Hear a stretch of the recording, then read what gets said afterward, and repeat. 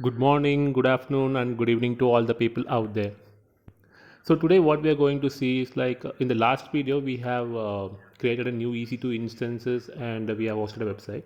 But now we are going to see how we are going to log into the EC2 instances. In order to log into that EC2 instance, we need some kind of software. For that, we are going to use a separate software called Putty. You can search for Putty in Google, and the first link is www.putty.org, and you will be having a link for a direct download.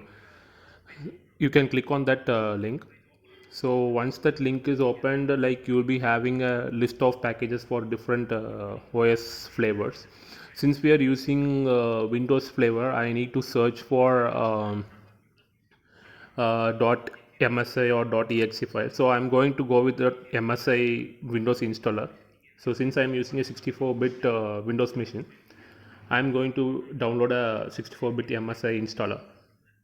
So once that putty is downloaded, I have to go and download another software called Puttygen. So what is Puttygen? Puttygen is nothing but like in EC2 you will be having two kinds of keypads. One is private and another one is public.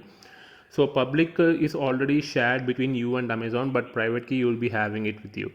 So in order to convert the public key to private key, I need a software. So for that I am using Puttygen. So I am downloading the puttygen.exe as well.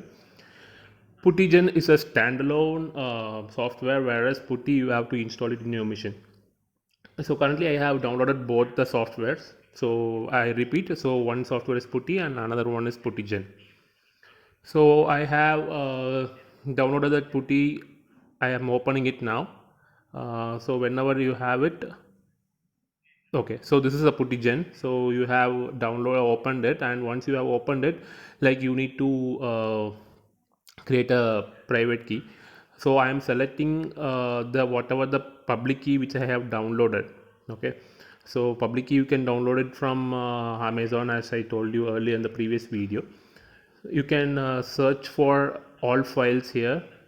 Yeah, I have given all files, and once all file is done, like you can select for the public key which I have downloaded and click on that, and you can import that public key here.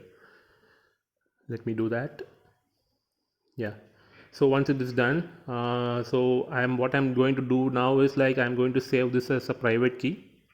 So it will ask for a passphrase. I don't want to secure it with any passphrase, so I'm giving it as no.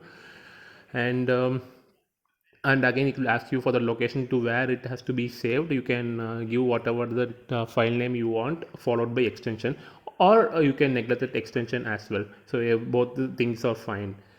Once it is done, you can close this because I have my private key as well. And now I'm going to open Putty. So you have to install Putty as I told earlier. So click on next, select the path and click on next, and leave it default settings and click on install. It is installed. You can click on finish. You can close this readme file. No need. Open.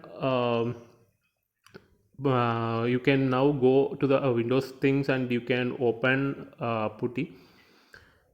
So once Putty is open, you have to input the public key in public IP. So I am copying my public IP of my EC2 machine, and I'm going it there and pasting that public IP there, and go to SSH and click on auth, and here you have to give the private key which you have downloaded, I mean which you have converted using the Puttygen.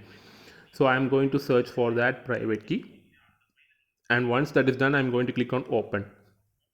If once done, you will be getting a dialog box. This dialog box tells that your private key is accepted and you can log in as a EC2 user. So for this username, there are different usernames for different OS flavors. So there are some documentations out there in Amazon. You can refer that, and you can get that username over there.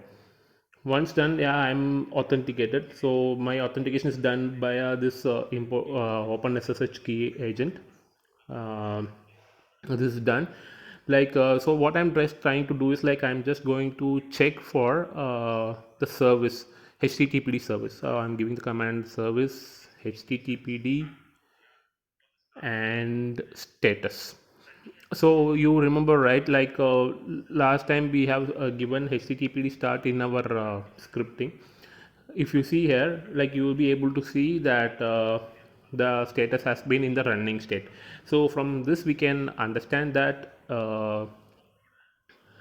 that website is always run by a HTTPD.